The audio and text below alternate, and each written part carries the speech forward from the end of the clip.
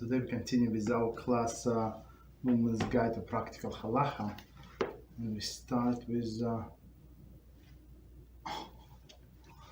1 second. I'm not sure what happened. 1 second, sorry about that.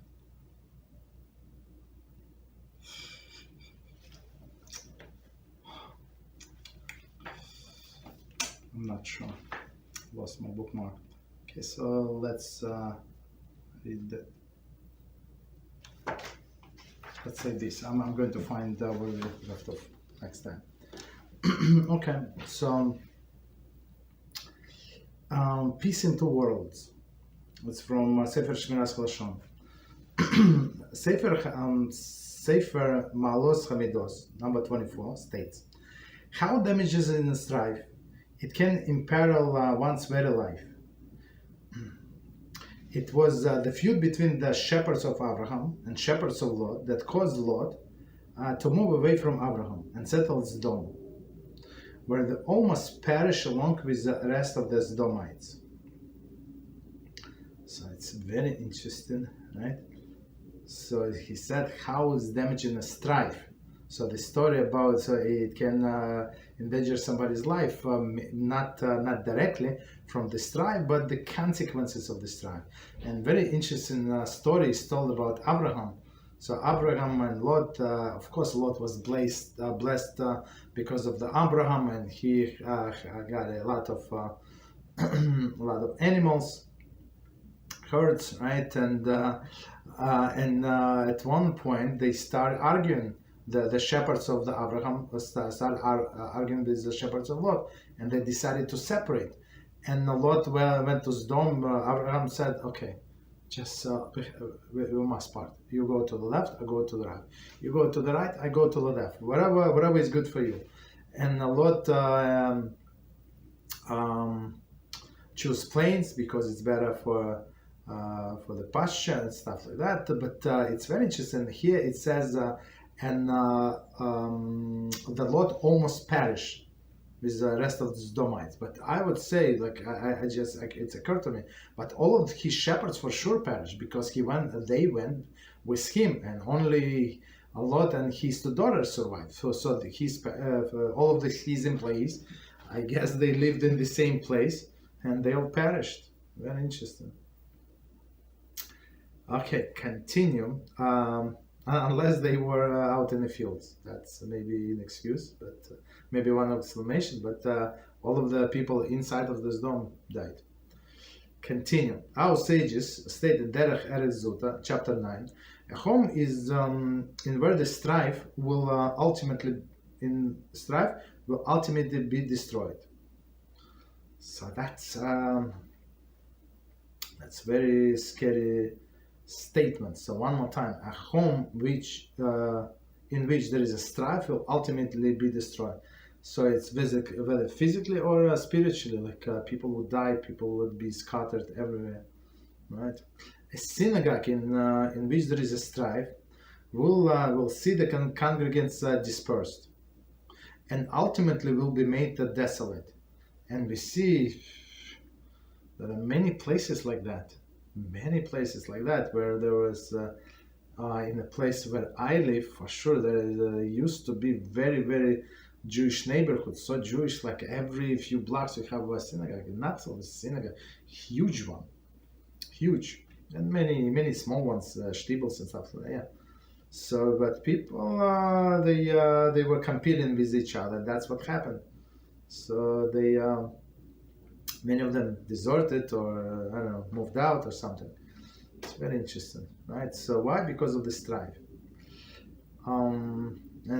That's how when they strive, they break off, right? And they start their own synagogue. And because why? And I heard like few times, no, not maybe 3 or 4 times in my life, this arrogant people with money. So he said, he does not even know what that he has to hide something. So he said, I want to be a gabbai. In order for him to be a gabbai and decide who is going to the Torah, who is not going to the Torah, and make all of the announcement. So he's and have the rabbi as his puppy. He's ready to put a lot of money on mine, right? To build a new synagogue, to build a new community, or suck people from the same community to his place because of the arrogance. And usually they not the most God-fearing people. Exactly opposite, unfortunately. But that's the arrogance. Two Torah scholars in a single city, or two rabbinical courts in a single city, who feud with one another, the end will be death. Okay, so two Torah scholars in one city. So today, I'm not sure, maybe some smaller city, it's only two Torah scholars. In bigger city, there are much more. Do they fight? I don't know. I think they simply don't talk. Okay, so continue. Moreover, strife between rabbinical courts bring distraction to the world. So usually today, these rabbinical courts, they like very independent. Right. So me personally, I never heard about strife in rabbinical courts because one does not accept another. That's it. So we are in this neighborhood. You're in that neighborhood. You're Sephardi, I'm Ashkenazi. I'm Hasidish this or I'm Hasidish that. So whatever you decide has no effect on me. So we don't accept your decision to begin with. Right. And so in olden days when Rabbi? Yes.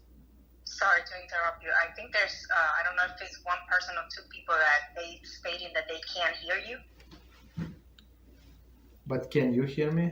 I can hear you, yeah. I don't know if it's from their end, but they say they can't hear you. I mean, I did not do anything different. But I don't know if you maybe how? Want to restart it, like call back again. Maybe they'll able to hear. Okay, I mean, I'm fine. Let's do that. Okay. All right, so let's try to continue.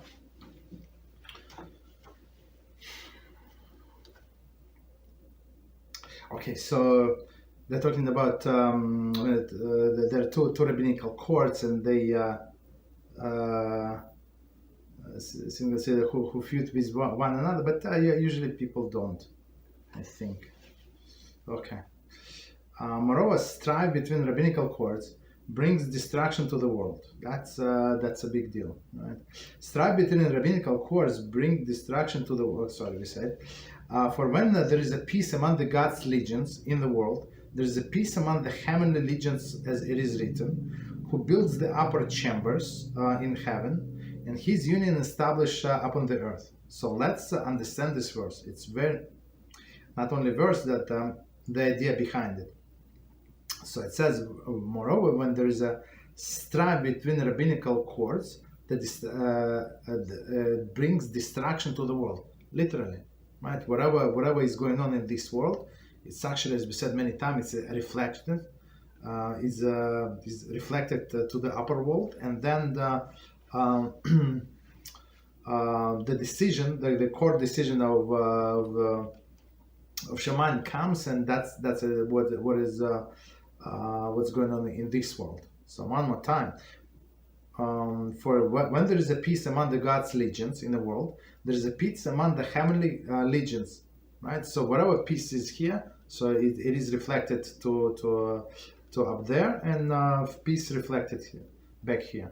That's how it works, right? As it is written, who builds the upper chambers in heaven, and his union established upon the earth. So that's exactly what it says. It's from Amos 9:6. When his upper chambers built, when his union established on this earth, meaning the Jewish nations is united in peace. So that's power of union. Okay. So let's stop here. So we continue this Woman's Guides to Practical Halachah. I will start a new topic today. Sorry about that.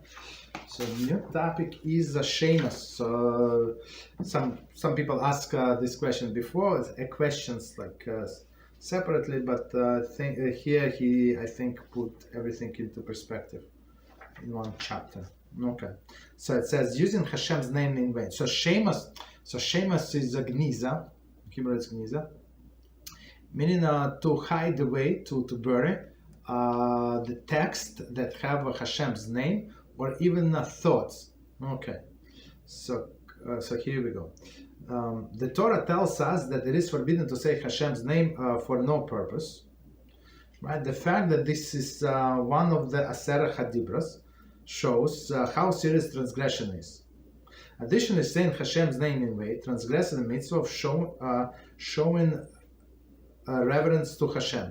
So one of the 613 mitzvahs is to be scared of God, right? To be afraid of God, right?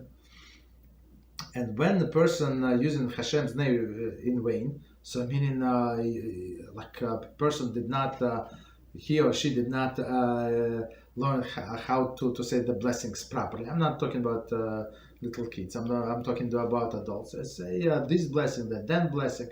So that's a big issue. So that tells you that a person is not careful with Hashem's name, right? And it's one of the 10 commandments, actually, and person should get a death penalty for doing that. Okay. Continue.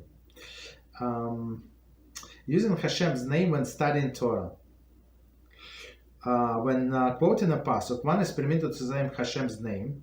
Moreover, when studying Torah, such as passage in a Gemara, one is also permitted to say Hashem's name, even when not quoting the entire pasuk. Some, however, state that it is preferable to avoid doing so.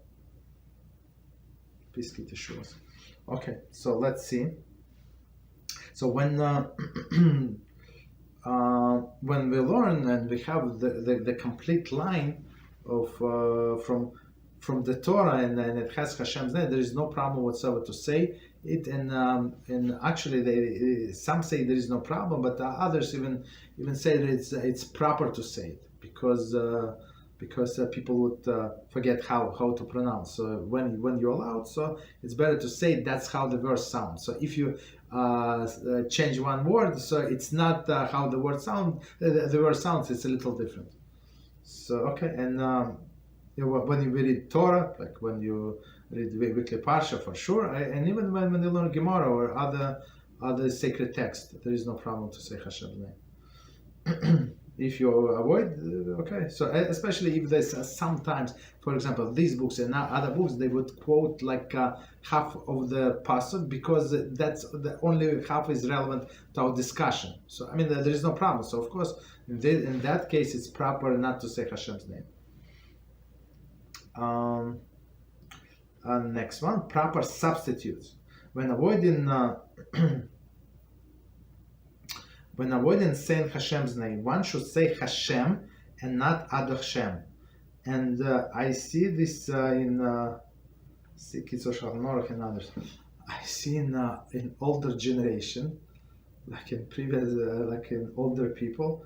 So that's what they say, Adoh Hashem, and it's not proper, absolutely not. So the word Hashem, meaning his name. No, not his name. The name. It's the. So the name. So when we say the name, I mean also with this name, we're trying to be careful because we know exactly what the name means. But there is no problem whatsoever to say this name, Hashem, but not Adoh Hashem. Okay. There are some people from older generation. I'm trying to correct them, but it's like it's not so simple. It's not so simple. Okay. Continue. In Chinuch. So now we're talking about education of a child. So you cannot tell them like a child would remember the way you taught them, as we said before, right? And even adult, like somebody who is about the Shiur in process of conversion. So you cannot tell them the things and like explain once and count that this person would remember that I'm going to mispronounce the first two letters, but you know what I mean. You understand? She says yes, and guess what? After the third time they forget. So we don't do that.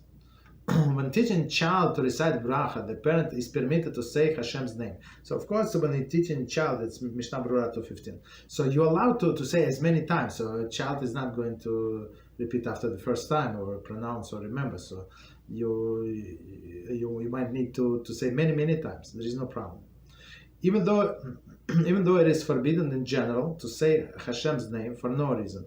This is based on a pasuk that requires us to teach the next generation, right? So it's not like you're trying to minimize Hashem's name, right? It's not you trying to detract from His glory. Your goal is to teach the next generation. That's that's what you do. This is permitted not only for the parent of a child, but for the teachers as well. Okay, so all right. So parents must teach their children, and the teachers also teach the kids. If parent wants to make a complete bracha, she can eat something at the same time as a child, so that it will not be a bracha made in vain. So I mean, if only if child already knows that the blessing, that's one thing, right? So you want to give a child the orange, right? So you also can take a piece of orange, say the blessing, right? And let child say the blessing along with you or after you, doesn't matter. So and you eat the piece of orange, there is no problem, right? But when you're training the child, like you cannot eat every time you say the blessing. It would be a blessing in vain anyway, right? Not in vain, but unnecessary blessing. I mean, under normal circumstances, because you need only one blessing per food per meal. Okay. However, Paskim advise that whenever possible, one should avoid saying a name of Hashem, even in these situations. If the student or child can say the name on his own, but just need help of starting, right? That should be done. So when the child or adult is proficient enough, I mean, with adults it's easier. Why? Because they can write on a piece of paper, right, or make a photocopy and keep it, or take a photograph on their phone, and so you would need to teach them like word by word. But in the case of the kids, it's not going to work so well. Right, so but if they know what to say, you just need ba, they say baruch, they know it all, right? So in this case, if it works, of course that's much more preferable to not to pronounce Hashem's name.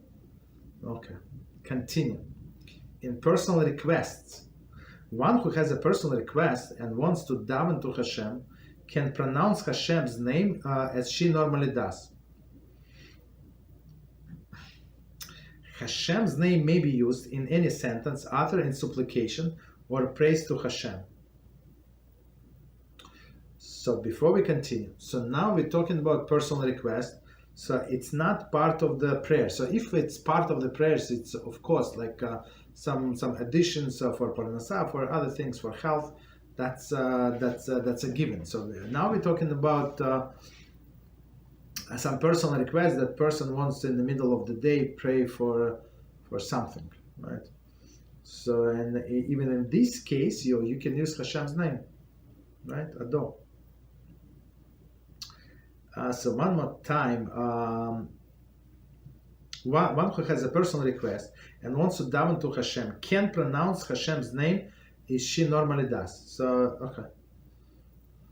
So okay, there is no problem. Just person has to be careful. Me personally, I never, in my personal request, I never say Hashem's name. I just say Hashem. But technically, as we just see, there is no problem. Maybe if person, that's my personal explanation. Person wants to for themselves to have a better command, to make a stronger statement, for themselves, that's and this name is going to help them, okay, be more serious, more concentrated, so they should do that. Hashem's name may be used in any sentence uttered in supplication or a praise to Hashem, right? So again, it's not even part of the regular prayer. It's your personal request or personal thing that what Hashem did. So yeah, that's for example, he did a miracle, right? So somebody I received was a voicemail today from a person that I was waiting for a long time. I never knew this person exists, but I was looking for that person for whatever reason, and that person told me. So I said the place and blessed Hashem after what happened. You understand? That's proper thing to do. He should not begin with Baruch Atah Hashem when recited voluntary prayer, but she should say Vayhi Ratzon Milfanecha Hashem Elokeinu. Right. So we don't say the formula that established by Chazal, our sages, Baruch Atah Hashem. That's very formal. They have special formula. It's there are short blessings and a long blessing. It's like in the middle of paragraph there is a in the long blessings. Right? It is what is it? Opening blessing and then ending blessings. So don't create your new blessings, right? But Yehi Ratzon, maybe you will Hashem, right? Lakeinu, our God, right? So this thing you things you can say. It's from Chazanish. Okay. So you're asking Hashem with the supplication. You're asking Hashem to do whatever is good, right, for you. So never ask for specific things, as we said many times. There is I heard from Rabbi Reuven a story that it's actually from Gemara, I think, right? We learned it a long time ago, but I heard just maybe yesterday, day before yesterday, I don't remember, right? And he said. Day before yesterday was Shabbos. Did I listen to Shabbos? No, probably from yesterday. Right? So he said it was what Talmud Chacham, right? And he came to one of the cities to shul, and he saw one boy there, Avrech. So he's crying. He said, "Why are you crying?" He said, "I want to get married to this specific girl, and she does not want me." So this Talmud Chacham said, "Who said it's good for you? Like she does not want you for whatever reason. You're not. She's looking for somebody rich. This and that. You're not your type. You're not the person she's looking for. Okay, good for you. Just continue. Do what you do. Hashem is going to send you the right shidduch." He said, "No, Rabbi, you don't understand. I like to marry only to this girl, not that." And he continued crying, continued praying. And this rabbi, okay, he leaves the city. I mean, what can he do, right? And he comes back a year later, and the same boy is sitting in the same place, is crying. Rabbi said, "You still crying about this girl? Are you normal? Like move ahead." He said, "No, Rabbi, you don't understand what happened. I actually married this girl. Now I suffer so much. I didn't realize this. She's this and she's that." So I would say don't be so particular. Don't tell Hashem what to do. Like don't put him in this like strict rules. Like only that's what I need, and that's what make me righteous, would make me happy. How do you know? Maybe the opposite is true. Okay. So that's what to say. May Yehi Ratzon Milfanecha, right? Hashem, do whatever is good for me. But right, whatever you do for me, just make me close to you. Whatever the outcome would make me close to you, so that's good. Okay. It is for this reason that it is permitted to say thank God. Okay. However, it is a common that people who have a greater sensitivity to maintain Hashem's honor will refrain from doing so. Okay, no problem. So technically, you can ask right Hashem about anything you want, but again, even though it does not say here, but for sure we know no specifics. So even though you think that this job is going to be good for you, and we have the students, so they insist, they're pushing so much. The guy wants that job. I'm not going to say what, but but I see this job that he's going to stop learning. So that he's going to get so involved in that, and and the money is good, and this is good, but the Avodah Hashem is not good. That's a big problem in my eyes, right? So continue. Next one, actually, any questions on what we said before I continue?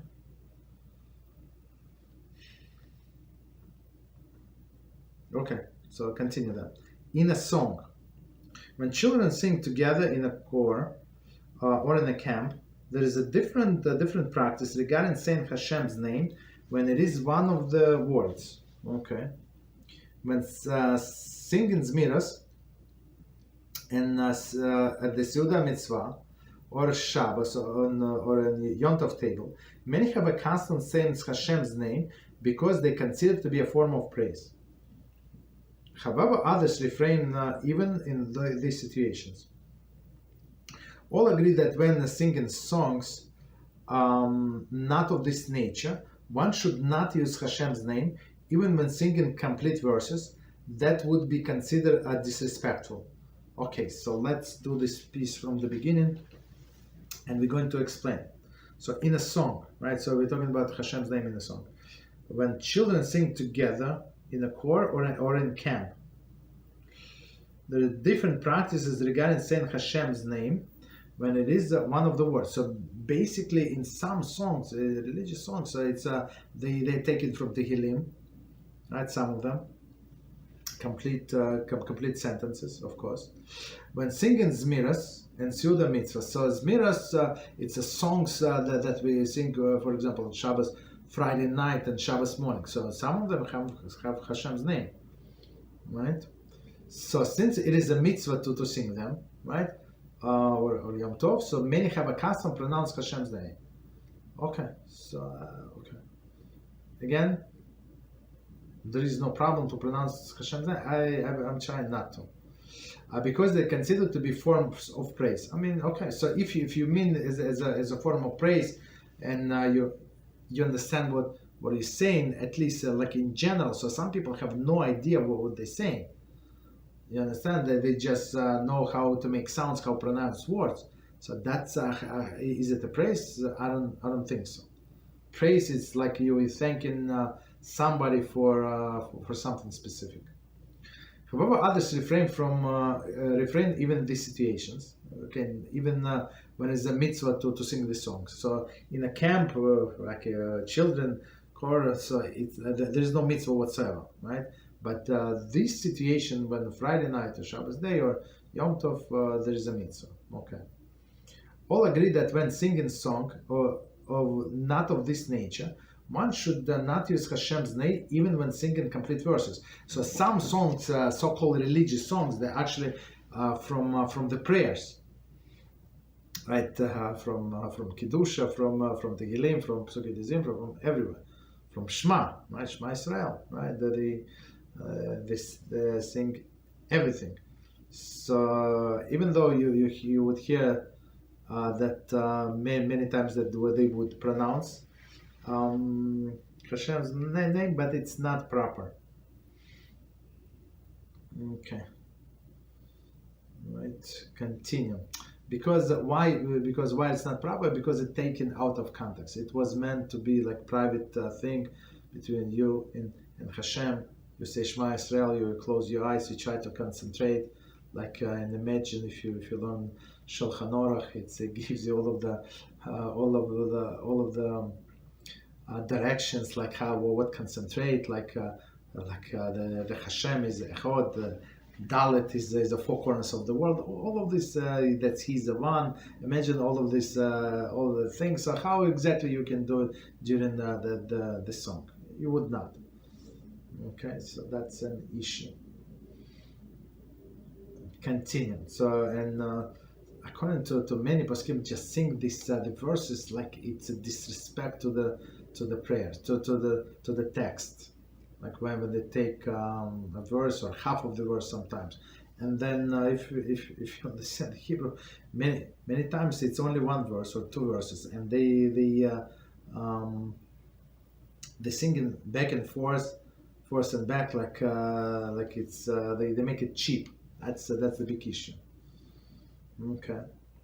So continue. All names of Hashem are included. We use many different names to refer to Hashem. All these are included in the prohibition against saying them in vain or in a disrespectful manner. Okay, so it's from Mishnah Berurah. So all of the names, there are different names, so let's see. For example, the Gemara writes that one should not say the word Shalom in bathroom. So Shalom meaning even though you have a son who is a Shalom, right? And you hear the somebody's ringing the doorbell, and you want to ask him to open the door. So you cannot. You're in the bathroom, right? So you cannot yell from the Shalom, please open the door, right? So that's absolutely forbidden, because why? Shalom is one of Hashem's name. Okay. This is because the Gemara elsewhere teaches that we should greet people with the word Shalom as a substitute to the greeting, them with Hashem's name, which was used to bestow blessing upon encountering other people. And that's it does not say here, but you can see from the story of Ruth, right, when Boaz came to the field and he greeted his harvesters, right? So he blessed them with Hashem's name, right? So of course we don't do that, but we say Shalom. Why? Shalom Aleichem, right? Why? Because Shalom, one of Hashem's name. So, but it's not like direct Hashem's name as we would use in prayers, but still it's one of his names. Continue. The name Shalom. Here we go. It is permitted to refer to someone whose name is Shalom while in a bathroom. Permitted. But it is considered as scrupulous to refrain from doing so. In such a situation, suggested to refrain him to Shalom. So it's Mishnah Berurah. So it says he's okay. So what I remember what Mishnah Berurah says there. So they say like change the name, like swallow one sound or something, or shallow or something, like baby or something, like call him different name when you're in the bathroom. But I think it's hard to remember. I think, but you have to. If you call him Shalom, so just be prepared not to call him in the bathroom. Or even if he's in the bathroom, you give a baby a bath, right? So you have to not to address him by name. Okay, continue. In the bathroom, one should be careful not to mention Hashem's name in the bathroom, even if the bathroom is only being used to bathe children at the time. This is true when Hashem's name said in another language. So language is irrelevant, right? So in a bathroom, because it's usually like places of filth, right? Of course, in our bathrooms are very, very different from the bathroom that we're talking about. I think we discussed it, but we're trying to be careful, right? Because today's bathroom, if it's there is no actual filth if you flush and clean, so there is no problem whatsoever. But we're trying to be careful because you never know. Poskim writes that's so. Any words in Hebrew that is meant to refer to Hashem may not be said in a bathroom, right? This includes HaKodesh Baruch Hu, Hashem, Baruch Hashem, and Ribono Shalom, right? So right, Ribono Shalom, so Baruch Hashem. So of course, I mean, we all know that. That these names, these words in Hebrew means they refer to Hashem. Okay. Continue. So don't say them in the bathroom. However, a word that does not mean Hashem, but is used to represent Hashem, is allowed if it is in different language. Therefore, in Yiddish word Ebishter, literally the one above, may be said in the bathroom. Eibishtes, they say in the bathroom. Okay, no problem. So I mean, I never knew that. Usually like usually is the same as Hashem. Okay, but he said since it's in different language, I mean, I would not do that. Okay. Continue. But because every time you said the Eibishter, I mean, everybody knows who you're talking about. It's not like right. It's not like some people know, some people do not know. It means that you're referring to Hashem 100%. Okay, and even in prayers, like in the personal prayers, they would in Yiddish they would say Eibishter. Okay. Continue. Any questions before we continue? Actually.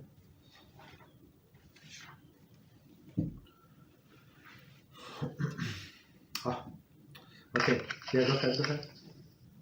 About this name in English. We didn't get to it. It's a next topic. Okay. Okay.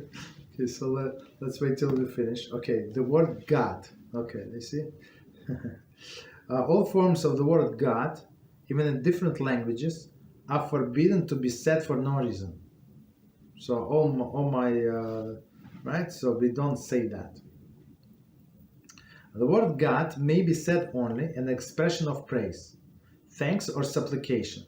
Therefore, as noted above, one may say "thank God," right? So, like you relieve that something happened, right? You say "thank God," so there is no problem, right? Likewise, so one would be allowed to say "God forbid" or "God willing," since though the essentially prayers to Hashem. Right, so okay. For example, like if you have somebody like a non-Jew, right? So he said, have this guy who works in the synagogue, right? So he said, I see you tomorrow, right? So Friday night, right? So he said, see you tomorrow. I will always say God willing. I'm not going to say Beezrat Hashem. I mean, because I of course he know most likely he knows, but it would be more respectful to him to say in a language that he understands. So I say God willing. Okay, there is no problem. I see tomorrow, God willing. Okay. Continue. However, it would not be permitted to exclaim, "Oh my God." So that would not be permitted, right? Because it's not a praise, right? It's not supplication. It's simply, I don't know, like shock or something. Since that would not consider be saying Hashem's, since this would be considered saying Hashem's name in vain, because for no reason. Again, for a praise there is no problem, and for supplication no problem. But this is only like surprise or something. This is true even if it is said out of exasperation or shock. Okay. Most poskim assume that this is rabbinic prohibition and not one of the Torah law. Please get to sure. Okay. No problem. I mean, we're trying to be careful. It's absolutely proper to train oneself not to say the like when you're surprised, not to say this. Okay. Continue. In Divrei Torah, children often bring home Divrei Torah from school to be read on the Shabbos table. When the Divrei Torah have Hashem's name on them, this presents a problem. One should be careful about placing papers in the trash when cleaning up after the meal. This is because the Torah states that when any of Hashem's name is written, it's strictly forbidden to erase them. Not only may the name itself not be erased, but any prefix or suffix to any name may also not be erased. Including the prohibition is that these names may not be thrown into garbage. They must be put into gniza. a concealed storage area or archives. Such papers are referred to Sheimos, which literally means names. Okay, so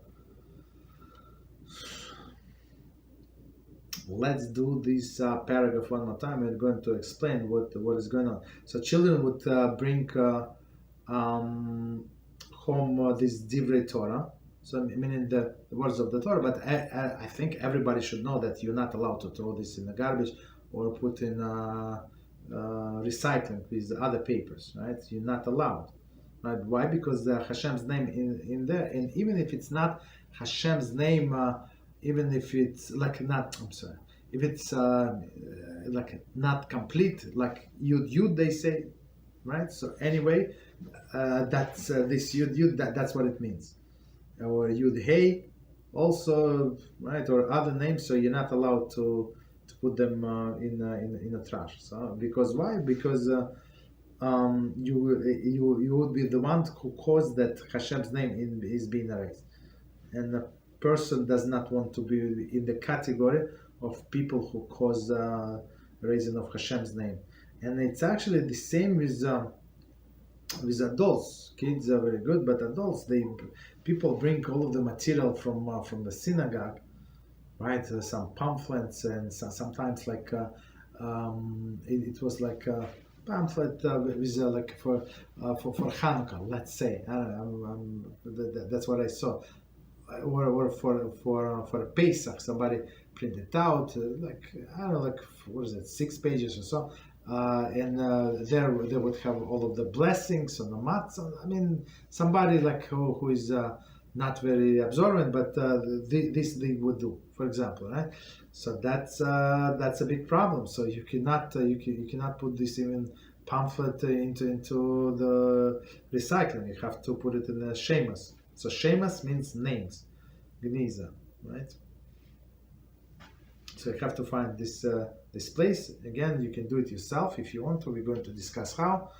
But usually in all of the synagogues they have like a synagogue pays, or somebody who brings a lot, he pays, right? In my synagogue, they like it's $25 a bag. So you want to bring back whatever bag is. I mean, of course you have to be brazen to bring a huge bag, but regular bag with books, so you just pay to the office $25, and they're going to take care of it for you, no problem. Or you can do it yourself. Go do it yourself. Okay. So continue in print. Poskim write that not only in this case regarding the names of Hashem written with a pen or pencil, but also when they found in a printed word, right? So it's from Mishnah Brura also, right? Poskim discuss at length that the prohibition of raising and tossing the name into the garbage extend to Hashem's name written in other languages. The Poskim write that although other languages are not have inherent holiness, the name written in those languages should nevertheless not be treated with disrespect and disrespectful manner. And that's a big issue, right? So a person would have, sometimes they have magazines or in different languages, and there's like Torah articles. And there, sometimes you would have Hashem's name. So it will say God in that language, right? So which is big issue. So you cannot just put it in these. Of course, you have to take out these pages, right? Like all other pages should not go to. I mean, you can if you want to, but you're not obligated. Only the pages with Dvar Torah. Same with big issue with the newspapers. I mean, they're trying to avoid it, but to write in Hashem's name, but it's also an issue because it's some poskim say you cannot put in the garbage anything with the Torah thought. So you do your notes, your personal notes, right? You write this, you write that. What you heard in the Shiur, like some Halachah and stuff like that. So you're not allowed, according to many poskim, you're not allowed to put this in your personal note without Hashem's name, right? To put into garbage, because there is some holiness in there. So continue. So in different foreign languages, for sure not. The poskim write that although other languages do not have inherent holiness, okay, continue. The name written in those languages should nevertheless not be treated with disrespectful manner. Okay, as we said before. Therefore, any publication that has the word God or Lord printed in it should not be thrown directly into garbage, since that is disrespectful to the name. One should not write or print such names if they will probably be treated with dishonor. So all of these like pamphlets, flyers or something, so they would try not to say like anything like would not use these words, but like other ones, for example, the ones when they would say blessing, like some kind of blessing. Of course, they try to do it through the dash, but okay, that's all problematic. And in some cases, it would be like putting a stumbling block in front of the blind. You give this person this piece of paper, and guess what? He's going to recycle it. He's going to put it in garbage. Guess what? Because he's not very observant. So is it proper to do that? I don't think so. So maybe you created more damage. Maybe he read this paper, maybe he did not read this paper, but for sure he's going to dispose of it. That's the issue. On money, it is permitted to take bill and coins, even with the word God on them, into the bathroom, since it is not considered disrespectful. Right? So no, dollar bill it has in that God we trust, right? $1 at least. So that's you can take them to the bathroom. It's very interesting Halachah, right? Because that's not what they mean. There are many jokes that they said the dollar is a god, so that's the god they trusted. Okay, so continue. The mitzvah notes. Parents often give children mitzvah notes or sign slips of papers to take to school. The abbreviated base hay, which is written in place Baruch Hashem, may be written on top of such a note, as long as it is not written disrespectfully, but some hesitant to do so. Any other letters any other letter, word, or abbreviation that represents Hashem is allowed to be written and may even be thrown out. For this reason, many have a practice to write the abbreviation of B'siyata Dishmaya, Beis Samech Dalet. Okay, so it's not only children. I'm not sure why he's saying children. It's also adults. So let's do it this piece again, and we're going to explain. Mitzvah notes. Parents often give children mitzvah notes or sign slips of papers to take to school. So usually what we do on the upper right corner, we say Baruch Hashem, right? Baruch base hay, right? So base double quotes and hay, right? So that means Baruch Hashem. So that's okay, a problem, right?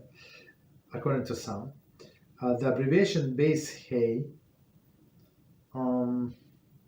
which is written in place of Baruch Hashem, may be written on top of such a note, as long as it is not treated disrespectfully. So if you know that they're going to throw in the garbage, that's the problem. But some are hesitant to do so, right? So what do we do? So it's actually from Igras Moshe. Any other letters, word, or abbreviation that represents Hashem is allowed to be used, and many even throw out. Okay. For this reason, many have a practice to write abbreviation for B'siyata Dishmaya. So B'siyata Dishmaya, there is no Hashem's name, right? So it's BDS, right? BDS. How do they write? If in English, B apostrophe DS. right? Not apostrophe, but double quote. So base Samach Dalet. Okay. So let me check time quickly in a second. Okay, I think we can see if somebody have any questions. It's a long topic. I'm going to stop here. Any questions on what we said or did not say?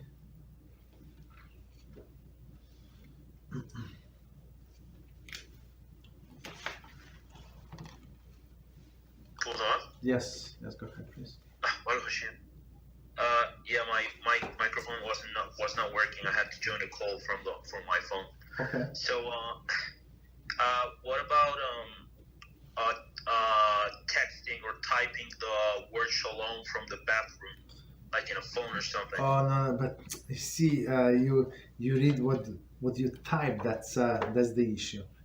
So we didn't get to it. So actually, it's the next one on phones and computer screens, right? So sometimes you would misspell or you need to delete. That's is it allowed or not? We're going to leave it for next time. But type it is a problem. To read, you see, when you read, you think about it. That's would be the issue.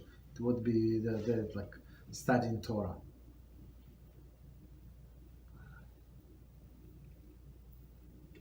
Okay. So all right. So any other questions? Go ahead.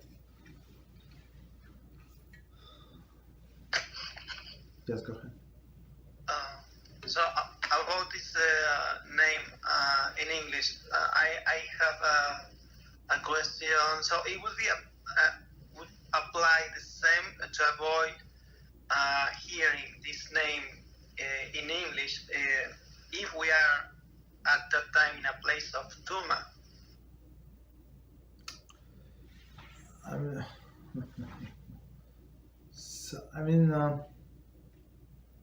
If you can avoid, but if you cannot avoid, if you're in such a circumstances, so I guess you're not obligated to go out or do crazy things to escape the situation, because I'm going to explain why.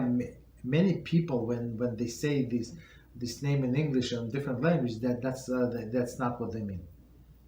They would express surprise or they would say thank God, but that's not what they mean.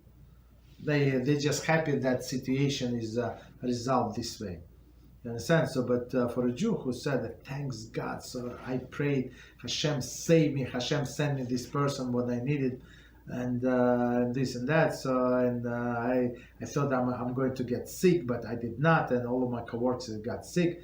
Thanks God. So that's for sure it's a praise but for them it's like nothing. That's not what they mean.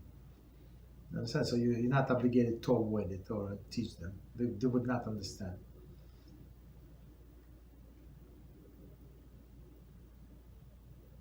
Okay. And is the main reason for this that the Gematria is 26? No. The main reason is one of the 613 commandments to be afraid of God. So, and when you use his name in like he's your friend, right? So that's the opposite of showing respect. You understand? And in Spanish would be the same?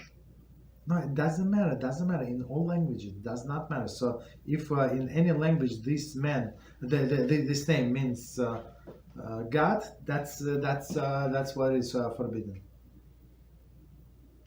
I mean, because I heard in the past that in Spanish it's related to Greek god. No, but Zeus. No, but if they, okay, maybe it's linguistically it's related, but if they, but saying this word, they mean creator of the world, that's what they mean. So that does not matter where this name came from, right?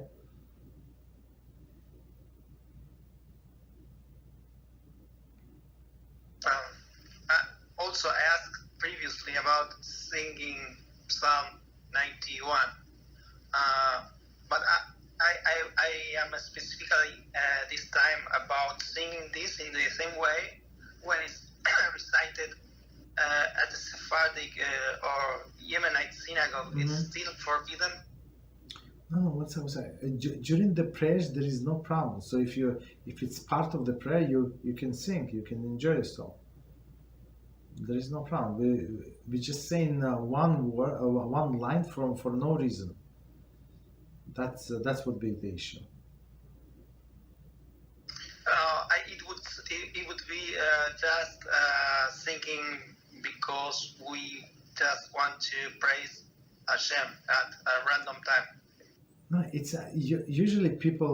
It's a very good point. Usually people sing one line not because they want praise Hashem, but because they like to sing. You understand? That's the issue. That's they like how the lyrics and the tune going along. That's it. So it's not to praise Hashem. That's the issue.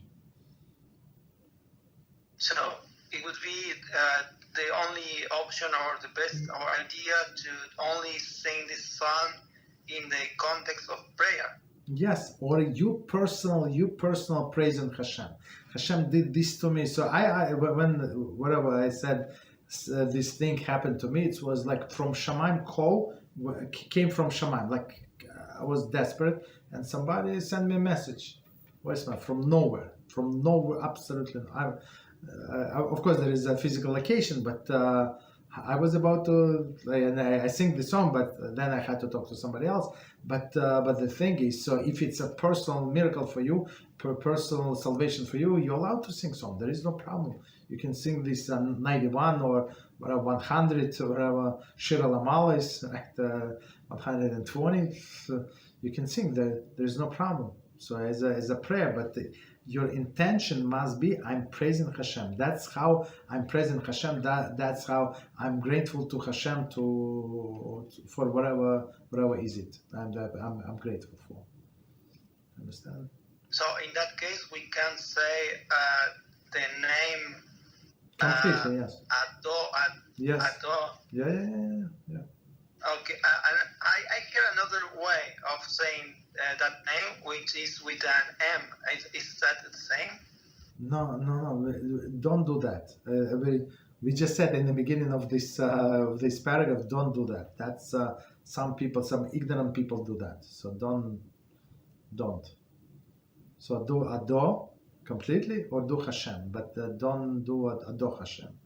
That's not proper. I mean, because if we say that name with the M is very similar to the original name. Yes. Mm-hmm. Another final question is other topic. Okay, go ahead. Was Prophet Ezekiel an Israelite from the line of Joseph? Was Haskell from Yosef? I don't remember from the top of my head. I don't remember.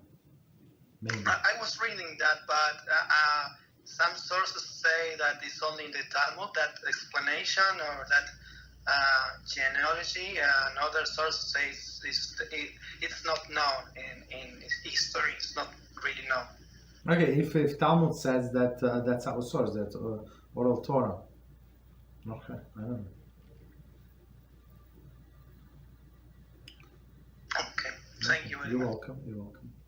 Any other questions from anybody else? Any topic?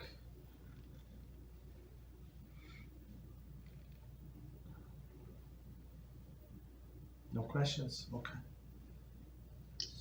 Yeah, go ahead. Hold on. Yeah, go ahead.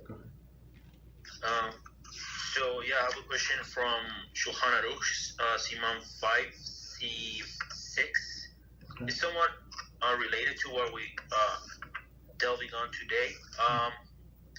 So it's regarding the matters of engaging in sacred matters like praying or reading the Torah next to filthy stuff like excrement and so on. Mm-hmm. And C6 says that human excrement, even if it does not emit a foul odors, and likewise the excrement of a cat an enemy, which is an animal which is similar to a cat, and the excrement of a tarnigol adumi, which is another weird animal. One must distance himself from them before engaging in sacred matters. But then the commentary says that according to Magen Abraham, the excrement of these animals has the same status as of the humans. And one must distance himself from them even when they don't emit a foul odor. So why is that? Because first of all, the excrement of the cat and all other these animals, the listed, they're very disgusting. Like they have this sharp smell, right? As disgusting as a person excrement. For example, if you go to the zoo or on an animal farm, there's also like excrement of a goat or something, or a cow. They're not offensive. I mean, maybe for some people it is offensive, but for a majority of the people, they're not offensive. They're normal, right? They're normal. But this human, for sure, it's very offensive, very, very offensive. So it says that you can cover it, right, if you can. But and then you have to distance yourself 4 amos, meaning it's approximately 7.5 feet or less than 2 meters from the place where the odor stops. So you distance yourself. So of course you cannot see it. It must be covered, right? Even in the glass container. So of course.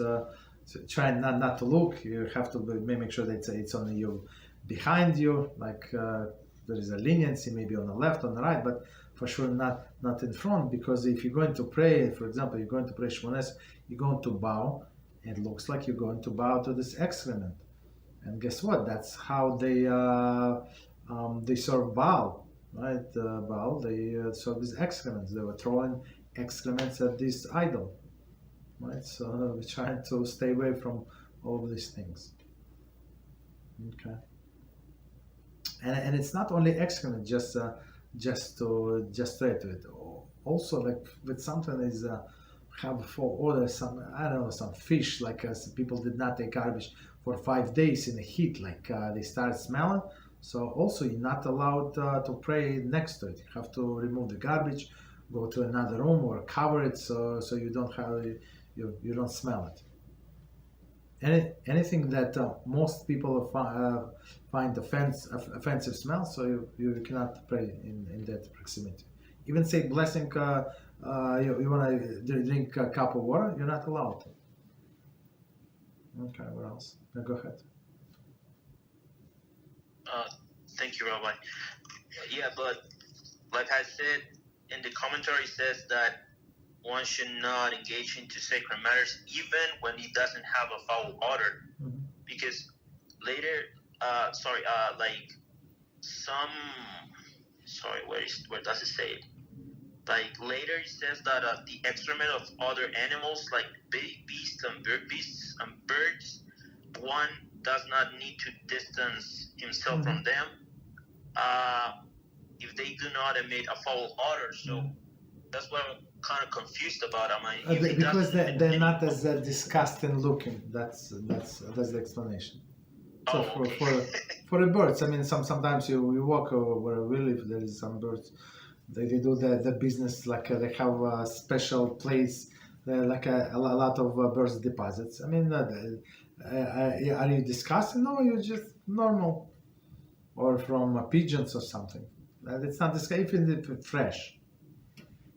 Right, but from this animal, they look like, I apologize for graphics, they look like very much as human waste. That's like only in smaller quantity. That's why we try to stay away. Right, and even some people even stay away from human excrements from 1 day old baby. Of course, it does not smell that bad, right? But we're trying to be careful.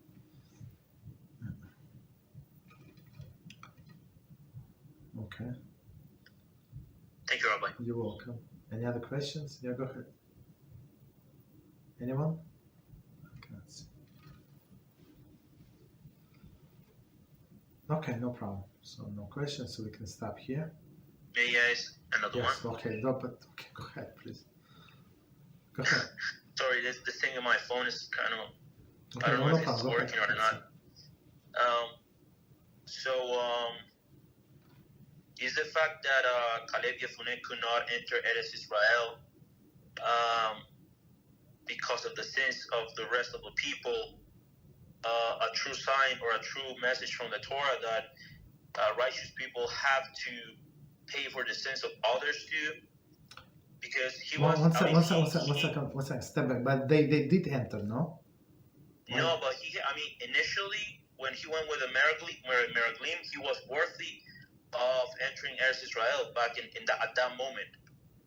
When he was sent initially with the Meraglim, it says in the Torah that he was worthy of. Okay. But even though he had to wait for another 38 years or 39 years to enter Eretz Israel because of the sins of others, this is like a message from the Torah that the righteous people also pay for the sins of the wicked too. No, it's like we go by as a nation. So even somebody is holier and he's I give you a different example. Today there is some holy people and they deserve that Mashiach should come from because of their merits personally. But since the other people are not deserving, so Mashiach is not going to come today, for example. So, but that does not make is it punishment for them? Yeah, in some sense, it is a punishment for them. You can say that, yes.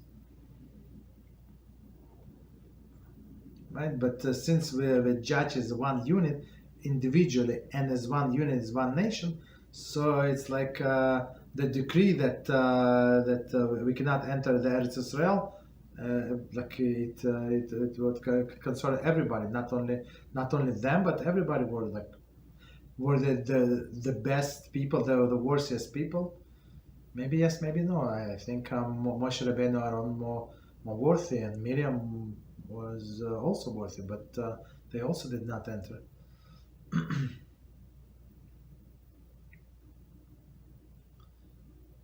Okay. Thank you, Rabbi. Yes, you're welcome. Good question. Very good question.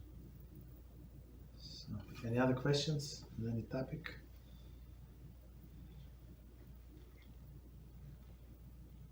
Okay, no problem. So we stop here. So tomorrow we're going to continue with Kitzur Shulchan Aruch. Please join us same time. Beezrat HaShem. Thank you very much. Good night. Thank you.